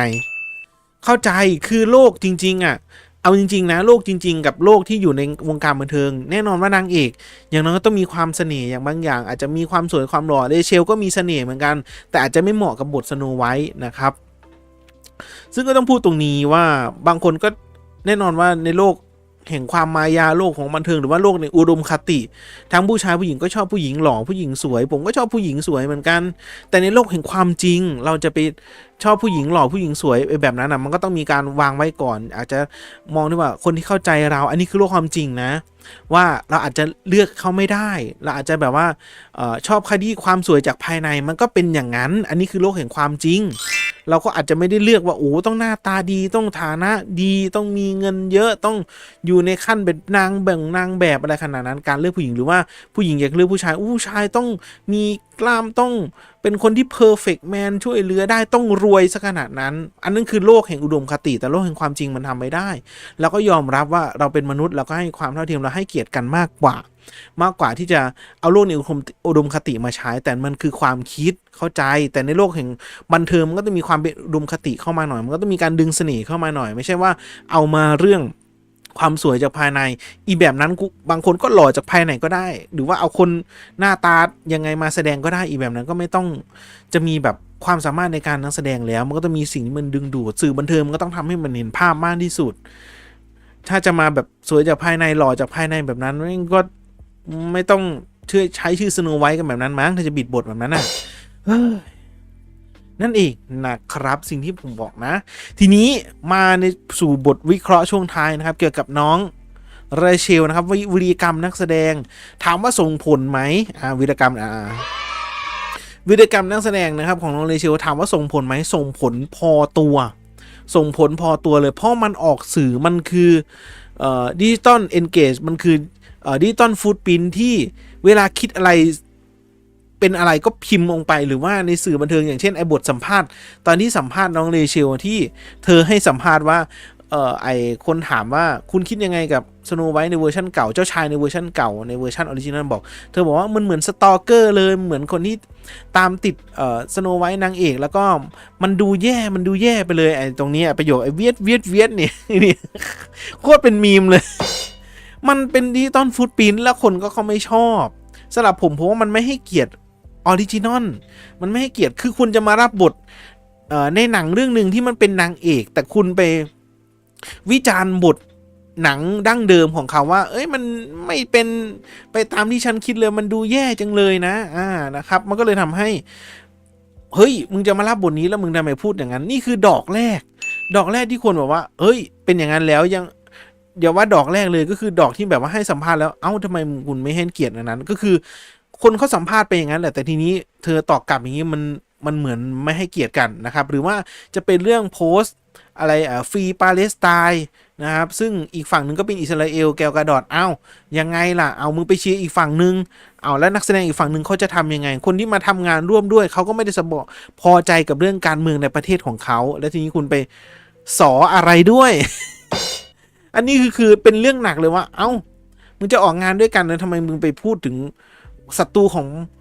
ชนชาติที่อีกนักแสดงหนึ่งเขาไม่ชอบด้วยนะครับอีกเรื่องนึงนะหรือว่าเรื่องที่จะมาตอนที่มันเลือกตั้งเสร็จแล้วคุณมาโยนระเบิดลงน้องเรเชลโยนระเบิดลงไปด่าโดนัลด์ทรัมป์ซึ่งแน่นอนว่าเธอสามารถพูดได้อยู่แล้วในวงการเมืองของสหรัฐอเมริกาคนจะอยู่ฝั่งไหนเขาอยู่ได้เลยเขาอยู่ฝั่งซ้ายอยู่ฝั่งขวาเขาก็สามารถเลือกพื้นที่ได้โดยที่คนเขาก็น่าจะแยกแยะโดยที่มันแบบไม่ต้องด่าว่าควายแดงไม่ต้องด่าว่าควายเหลืองส้มเน่าไม่ต้องด่าว่าไอ้พวกนั้นอะไรนะครับคือเขาสามารถแสดงออกอย่างฉะฉานได้ว่าเขาสนับสนุนฝั่งไหนได้แล้วก็อยู่ที่ว่าประชาชนจะสนับสนุนฝั่งไหนก็เรื่องของเขาแต่ทีนี้พอมาโดนัลด์ทรัมป์ได้ประธานาธิบดีแล้วบอกว่าคนสนับสนุนโดนัลด์ทรัมป์นี่ดูไม่ดีเลยนะผมไม่ได้บอกว่าเขาเป็นคนโง่นะครับซึ่งมันก็ทำให้เกิดเห็นว่าเฮ้ยแสดงว่ามึงไม่เอาฐานลูกค้าแล้วเหรออยากชักชวนให้เข้ามาดูหนังแต่ทำไมไปด่าคนอีกฝั่งหนึ่งที่อยากจะดูหนังโดยที่ไม่ได้สนใจดราม่าของนักแสดงเลยแต่สุดท้ายเขาก็สนใจดราม่านักแสดงเขาก็ไม่ดูหนังคุณสุดท้ายแล้วคนที่ลงเงินลงทุนก็คือดิสนีย์แล้วมึงซวยเพราะความปากแจ๋วของน้องถามว่าเป็นพื้นที่ให้มันได้แสดงออกอย่างอิสระไหมใช่มันก็ต้องมีขอบเขตหนังจะฉายแล้วคุณยังมาวางโยนระเบิดอย่างนั้นมันก็โดนไม่ใช่น้อยนะน้อง นะครับนี่คือทั้งดอกนู้นดอกนี้แล้วทั้งโพสต์นู้นโพสต์นี่ก็ช่างมันดราม่าในโลกจริงมันก็ทำให้สิ่งที่บอกว่าการกระทำในโลกจริงของเธอกับบทที่เธอได้รับมันก็ดูขัดแย้งกันโซโนไวท์ดูอินโนเซนต์เธอดูเป็นเจ้าหญิงที่คนดีมีความคิดดีอะไรดีซึ่งมันก็ตามบทบาทแหละแต่นี้นักแสดงจริงนี่ดูหน้าข้างล่างก่อนโอ้โหมั่นใจมั่นหน้ามั่นโหนกอะไรขนาดนั้นสุดท้ายเป็นยังไงรายได้มันไม่ได้ถึงเป้าก็ถือว่าเจ๊งนะถึงแม้ว่าดิสนีย์จะไม่ได้สนใจเรื่องรายได้ขนาดนั้นนะครับและอีกอย่างหนึ่งสิ่งที่ผมตั้งคำถามเหมือนที่ผมตั้งตกผลึกกับคำถามนี้มาตลอดนะครับว่าตอนที่ผมไปดูแล้วผมตกผลึกกับคำถามนี้ผมว่าผมน่าจะถามได้หลายๆคนแล้วผมก็มีคำตอบในใจแต่คงไม่อยากพูดแต่แค่ฝากคำถามนะครับว่า อย่างแรกก็คือทำให้ตรงออริจินอลมันก็ไม่น่าเจ๊งผมจะยกตัวอย่างอยู่นะครับมีอยู่2เรื่องที่ผมยกตัวอย่างแล้วมองว่าแคสติ้งมันไม่ตัวละครกับ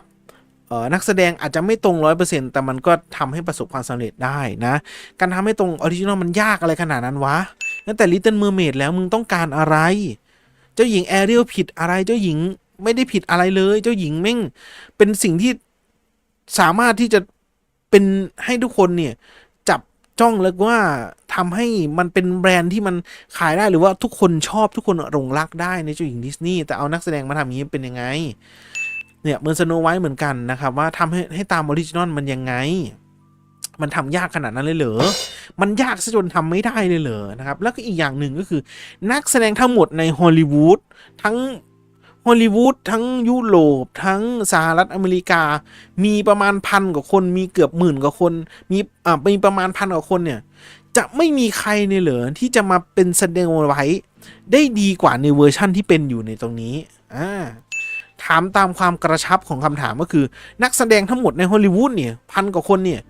มันจะไม่มีใครเลยเหรอที่จะมาเป็นสโนไวท์ได้ดีมากกว่าตอนนี้ผมก็ต้องตั้งคำถามนี้ว่าคุณยอมรับไหมว่านักแสดงฮอลลีวูดเป็นหมื่นคนเนี่ยนักแสดงในฮอลลีวูดทั้งหมดเนี่ย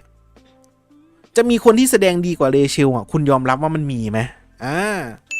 ถ้ายอมรับว่ามีแล้วระดับดิสนีย์ทำไมไม่ทำมันจะไม่มีคนเก่งกว่านี้เลยเหรอมันจะไม่มีคนเหมาะกับบทนี้เลยเหรอผมว่าดิสนีย์ทำได้แต่ทำไมต้องเป็นอย่างนี้ทำไมต้องทำอย่างนี้ทำไมต้องบิดคาแรคเตอร์ออริจินอลแล้วก็มาเปลี่ยนบทนู่นนี่นั่นเพื่อให้มาเข้ากับบทตามที่คุณที่เขียนไว้และสุดท้ายก็ออกมาเป็นในสภาพนี้คนเขาไม่ชอบแล้วก็มาเจอดราม่านักแสดงอีกจบเฮเลยนะเจ๊งเป็นเจ๊งไอ้คำว่าเจ๊งนี่คือไม่สามารถสร้างรายได้แล้วก็เสียทุกอย่างไปด้วยนะครับอันนี้คือสิ่งที่ผมตั้งคำถามอีกครั้งหนึ่งรอบที่3นักแสดงทั้งหมดให้ฮอลลีวูดนี่มันจะไม่มีใครมาเป็นสโนไวท์ได้ดีกว่านี้เหรอนี่คือสิ่งที่ผมตั้งคำถามแล้วผมตอบในใจให้ท่านผู้ชมตอบในใจว่าไม่มีเลยเหรอถ้าบอกว่าไม่มีแสดงว่าฮอลลีวูดมันตกต่ำขนาดนั้นจริงๆเลยแสดงว่าในปัจจุบันเนี่ยไม่มีบทในตัวนี้มันไม่มีให้ใครให้แสดงเลยนอกจากเธอนะครับแสดงมันตกต่ำแสดงว่าวงการมันไม่พัฒนาไปไหนเลยเหรอนะครับจะมาเอาแต่เรื่อง beauty standard จะมาเอาเรื่องความตื่นรู้ทางด้านสังคมเชื้อชาติพันธุ์อะไรขนาดนั้นถ้าพวกคุณไม่โวกนะครับประมาณนั้นนะแล้วก็อีกอย่างหนึ่งผมยกตัวอย่างแล้วยกตัวอย่าง casting อย่างเช่น Beauty and the Beast คาแรคเตอร์อาจจะไม่ตรงเหมือนเจ้าหญิงเบลก็ได้อันนี้ผมยกตัวอย่างเจ้าหญิงเบลใน Beauty and the Beast อาจจะดูเป็นเจ้าหญิงเพ้อฝันหน่อยมีความเป็นเพ้อฝันดูเป็นลอยๆมีความเป็นแบบว่าไม่ได้ว่าเธอมีพลังพิเศษแต่นั่นแหละว่าหลงรักเจ้าชายจากภายในเหมือนกันแต่สิ่งที่เขาทำคือเอาเอมม่าวัตสันมาเล่นบางทีเจ้าหญิงเบลกับเอมม่าวัตสันอาจจะไม่ใช่คาแรคเตอร์ที่มันแบบแมชกัน 100% แต่นักแสดงนั่นแหละว่าคาแรคเตอร์ถึงแม้ว่าคาแรคเตอร์แคสติ้งอาจจะไม่ตรง 100% แต่มึงได้ระดับเอมม่าวัตสันนะมาเล่นก็ยังมีความที่แบบว่านักแสดงมีความดึงดูดมากกว่าคือใช้แบบระดับเฮอร์ไมโอนี่เนี่ยมาดึงดูดนักแสดงถึงแม้ว่าคาแรคเตอร์อาจจะไม่ได้ตรง 100% มีความเป็นเพ้อฝันแต่ไม่เอมม่าวัตสันมีความน่ารักมากกว่านะครับแต่ยังมีนักแสดงที่ดูดสุดท้ายทำรายได้1,000 กว่าล้าน1,000 ล้านเหรียญไม่ได้ทำกันง่ายๆนะครับหนังที่คุณจะไปดูซ้ำหนังที่จะดึงดูดทุกคนเข้าไปดูตามการ์ตูนการ์ตูนที่มันทำเป็นคนแสดงแล้วมันทำได้ประสบความสำเร็จเป็น1,000 ล้านไม่ใช่เรื่องง่ายนะในปัจจุบันนะสมัยก่อนอาจจะ600 ล้าน700 ล้านเหรียญก็ถือว่าเป็นเรื่องที่ถือว่าเซอร์ไพรส์อยู่แล้วทีนี้1,000 ล้านมันไม่ทำง่ายๆเลยนะครับอีกอย่างหนึ่งเหมือนกันผมยกตัวอย่างอีกค่ายหนึ่งอย่างเช่นตัวละครวิลลี่วองกาที่เป็นชาลีช็อกโกแลตนะครับที่2ตัวละครเป็นตัวละครใช้ชื่อเหมือนกันก็คือวิลลี่วองกาเวอร์ชันข้างบนจอห์นนี่เดฟจอห์นนี่เดฟนะเวอร์ชันข้างล่างทิโมธีชาลาเมตใครยังไม่ดูเรื่องวองกาในอันนี้ผมก็แนะนำให้มีเวลาว่างก็ไปดูนะครับฟีลกู๊ดเหมือนกันนะตัวละครนี้เป็นวิลลี่วองกาเหมือนกันคนละแม่งเวอร์ชันคนนึงกำลังข้างล่างเวอร์ชันทิโมธีคือกันเวอร์ชันออริจินอลกำลังกำเนิดเป็นผู้ใหญ่ส่วนเวอร์ชันข้างบนนี่คือเวอร์ชันที่อยากจะหาคนมาสืบต่อไอโรงงานช็อกโกแลตเหมือนกันเป็นตัวละครเหมือนกันแต่คนละคาแรคเตอร์ผมพูดอย่างนี้ดีกว่าคนละคาแรคเตอร์เวอร์ชันจอห์นนี่เดฟคือเป็นตลกร้ายแนวตลกร้ายแบบพูดขึ้นมาแล้วมีปมทุกอย่างแล้วก็แสดงแบบ มึงมีปมทุกอย่างมึงจะแบบอยากจะละทิ้งกับสิ่งที่มึงชอบที่สุดเนี่ยก็คือการทำช็อกโกแลตเวอร์ชันข้างบนเป็นอีกอย่างหนึ่งซึ่งมาพอเวอร์ชันข้างล่างทิโมธีมีความเป็นเพ้อฝันสูงมีความจินตนาการสูงเป็นมองโลกในแง่ดีทุกอย่างถึงแม้ว่ามันจะถูกกระทำแต่กูสามารถแก้ไขด้วยความรักในช็อกโกแลตของมึงนี่คือเวอร์ชันทิโมธีแล้วเป็นมิวสิควลด้วยคือมีความเป็นเพ้อฝันสูงแน่นอนว่าตัวละครเดียวกันแต่แสดงออกคนละเรื่องอันแน่นอนว่าคนผู้กำกับหรือโปรดิวเซอร์มันนำสื่อเช่นตัวละครตัวนี้มาทำในรูปแบบของตัวเองแต่ตัวละครตัวเดียวกันมันน่าจะนำแสดงเหมือนกันคาแรคเตอร์มันจะคล้ายๆกันใช่ไหมไม่ใช่แม่งไปคนละทางหนึ่งเลยแต่แม่งก็ดีทั้งคู่นี่คือคำว่าตัวละครตัวเดียวกันแล้วแต่นักแสดงไม่ได้ตรงตามคาแรคเตอร์ 100% ไม่ว่าจะเป็นเวอร์ชันเก่าหรือเวอร์ชันล่าสุดมันก็ไม่ได้ตรงตามแต่มันทำได้เพราะมันมีการตีความหรือการ adaptation ที่ทำออกมาได้ดีนี่คือสิ่งที่ผมบอกนะครับว่า casting ไม่ได้ตรง 100% หน้าตาก็ไม่ได้เหมือนกันอยู่แล้วนะครับเนี่ยทิโมธีทั้งคิ้วหนาเจอนี่เดฟมาอีกเวอร์ชันนึงแสดงคนละเรื่องตัวละครคาแรคเตอร์แทบจะคิดไม่เหมือนกันอยู่แล้วนะครับก็ทำให้เกิดว่าคาแรคเตอร์กับแคสติ้งไม่ได้ตรงแต่เขาตีความในบทบาททำให้อย่างเช่นนี่ทิโมธีเอามาเล่นเนี่ยทิโมธีแม่งมีความดึงดูดเพราะแม่งเล่นหนังก็เก่งเล่นเป็นพระเอกดูนด้วยหนังเรื่องดูนโอ้โหนวนิยายที่ทำยากที่สุดในเอามาทำเป็นหนังอ่ะทำยากที่สุดแล้วเขาก็ทำได้แล้วเป็นพระเอกเรื่องดูนด้วยนะครับนี่คือแรงดึงดูดของนักแสดงมากกว่าคำเป็นคาแรคเตอร์ซะอีกนี่คือสิ่งที่เขาทำได้แล้วผมก็ชื่นชมว่าโคตรเก่งเลยนะครับทีนี้กลับมาพูดถึงสโนไวท์ในบทส่งท้ายแล้วกันบทส่งท้ายนะครับว่าเจ้าหญิงคำว่าเจ้าหญิงดิสนีย์สโนไวท์เขาไม่ได้เป็นสิ่งที่ให้คนเอามาแสดงออกให้ถึงความหลากหลายมากขนาดนั้นเจ้าหญิงไม่ได้ผิดอะไรสโนไวท์เจ้าหญิงไม่ได้ผิดอะไรแอเรียลเจ้าหญิงก็ไม่ได้ผิดอะไรมีคาแรคเตอร์ที่มันชัดเจนมีออริจินอลตัวละครที่มันชัดเจนที่จะหยิบนำตรงนั้นไปทำเป็นสื่อบันเทิงได้ตลอดขายของก็ได้ขายดิสนีย์แลนด์อะไรก็ได้นะครับเพราะว่าตรงนั้นเจ้าหญิงไม่ได้ผิดอะไรเจ้าหญิงสร้างจินตนาการให้เด็กๆได้แต่ทีนี้สิ่งที่ผมมองว่าเจ้าหญิงผิดอะไรคือแล้วเจ้าหญิงทำไมต้องยัด DEI เข้ามาโอ้ยแล้วทำไมคุณต้องยัด DEI เข้ามาคำว่า DEI ก็นั่นแหละก็คือการเพิ่มความหลากหลายโดยที่ใส่เข้ามาในสื่อบันเทิง DEI จะมีในองค์กรการบริหารจะยังไงก็แล้วแต่ปัจจุบันทำยกเลิกไปแล้วโดนัลด์ทรัมป์ยกเลิกไปแล้วไอ้ DEI เนี่ยก็มีการสอบทานคืนเลยนะครับว่าบางทีคนมีความสามารถไม่ได้ตำแหน่งงานไม่ได้มีความสามารถไม่ได้แสดงออกเพราะว่า DI หรือเปล่ามันต้องมีโควต้าให้ทั้งคนความหลากหลายอะไรขนาดนั้นนะครับอันนี้ช่างมันปัจจุบันยุคเลย DI แต่ทีนี้พอมาหนังเรื่องนี้มันก็สืบต่อมาจากช่วงยุคโจไบเดนที่มีนโยบาย DI แล้วทำไมต้องยัดเข้ามาในสื่อบันเทิงแล้วมันกลายเป็นว่าเจ้าหญิงมันผิดอะไรสโนไวท์ทำไมต้องมาโดนให้มาเป็นจุดที่มันแสดงออกทางด้านความหลากหลายมากกว่าที่จะเป็นศิลปะในการทำภาพยนตร์แล้วมันทำให้ทุกคนแม่งอิ่มเอิบใจว่านี่คือเจ้าหญิงในจินตนาการที่กูดูมาตั้งแต่เด็กหรือว่ากูจินตนาการที่ดูอยู่ในการ์ตูนแล้วพอมาเป็นเวอร์ชั่นคนแสดงแล้วมันทำออกมาได้ดีมันเสริมสร้างจินตนาการมันให้เห็นว่าเฮ้ยไอ้ที่มันอยู่ในการ์ตูนมันเป็นคนจริงๆแล้วมันทำออกมาได้เป็นอย่างนี้มันเวิร์กว่ะผมได้อยากกินในถึงจุดนั้นแต่ทำไมต้องเจ้าหญิงผิดอะไรที่มันต้องยัด DEI เข้ามาในคนลาตินอเมริกาผมก็ไม่ได้ว่าน้องเรเชล100%น่ะแต่มึงก็ต้องบอกว่าไอ้คนที่เขียนบทคือว่าคนที่แม่งทุบโต๊ะว่าต้องเอาคนนี้มาเป็นเจ้าหญิงสโนไวท์ให้ได้มึงคือใครมึงนั่งประชุมกันแล้วมึงคิดว่ามันจะได้กำไรเหรอนั่นเองนะครับเนี่ยนี่คือสิ่งที่ผมมองว่าโอ้ยไม่ได้เลยหรือว่าสื่อบันเทิงทำกำไรสิ่งที่ผมมองว่าสื่อบันเทิงทำอะไรก็คือนั่นแหละดิสนีย์นั่นเองครับไม่ใช่องค์กรการกุศลถ้าเอาจริง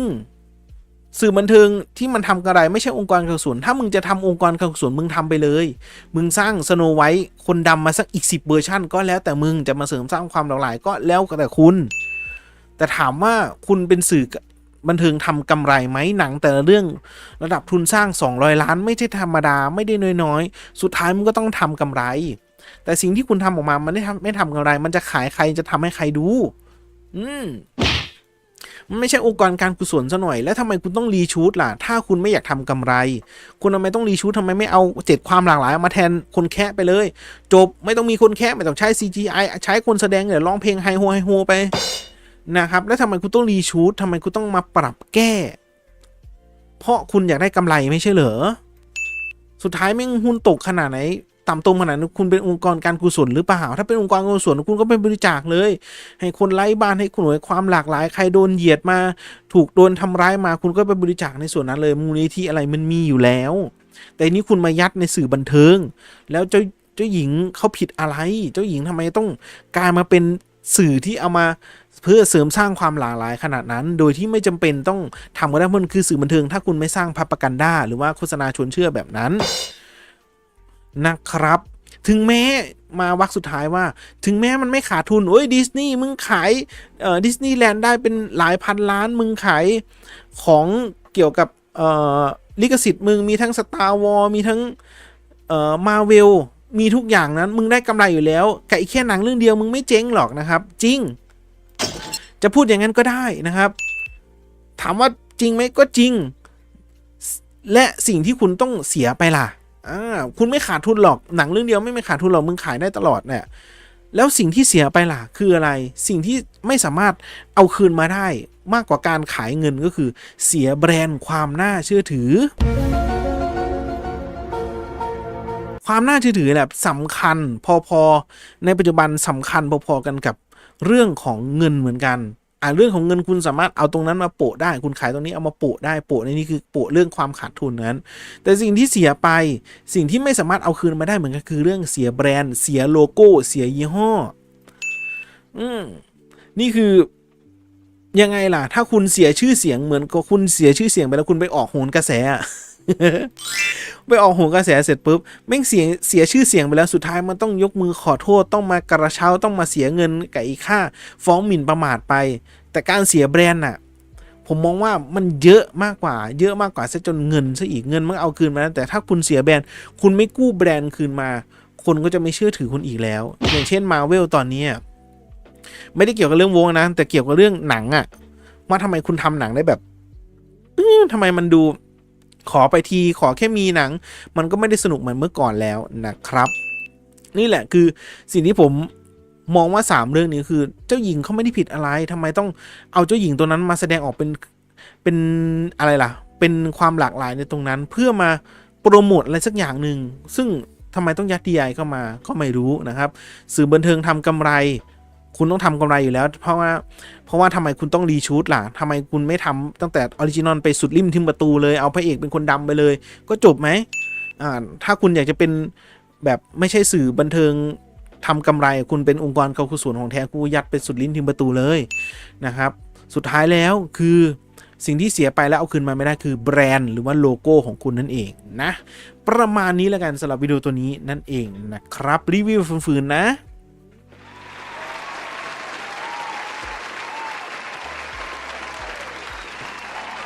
ก็ประมาณนี้นะครับสำหรับวิดีโอตัวนี้นะครับบ่นไลฟ์ครั้งนี้แม่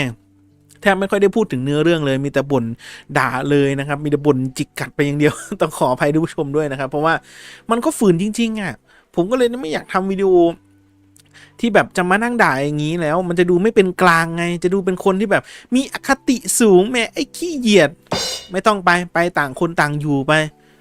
ก็ผมไม่ชอบจะให้ผมชมยังไงสิ่งที่ผมไม่ชอบผมยังชมได้เลยหนังเรื่องนี้สิ่งที่ผมไม่ชอบผมก็ยังกล้าชมได้เลยแต่ถ้ากล้าพูดว่าผมไม่ชอบผมก็กล้าพูดว่าไม่โดนว่ะบางอย่างมันก็คลิ้นเกินไปบางอย่างมันก็ดูไปแล้วคนธรรมดาดูนี่แหละไม่ต้องเอาเป็นบทนักวิจารณ์ไม่ต้องเอาคำสละสลวยเนี่ยคนธรรมดาดูด้วยตาแล้วก็รู้สึกอย่างนั้นก็น่าจะพึงพอเลยไหมเพราะว่าค่าซื้อตั๋วของเขาเข้าไปก็ไม่ก็เยอะพออยู่แล้วแต่ทำไมผมต้องมาดูอะไรอย่างนี้ นั่นเองนะครับถ้าไม่เข็ดก็เจ๊งไปนะสำหรับ Snow White 2025ผมว่าก็น่าจะไปสุดที่ประมาณ200 กว่าล้าน250 ล้านให้มันอยู่ที่ต้นทุนแต่แน่นอนว่าขาดทุน พอตัวอยู่แล้วนะครับสำหรับน้องสโนไวท์นะก็ไม่รู้ว่าจะเป็นในสภาพไหนแต่ก็ต้องพูดถึงว่าการวางตัวทางสังคมของนักแสดง หรือว่าตัวของหนังที่สุดริมทิ่มประตูในการใส่เรื่องเข้ามาอย่างนี้ก็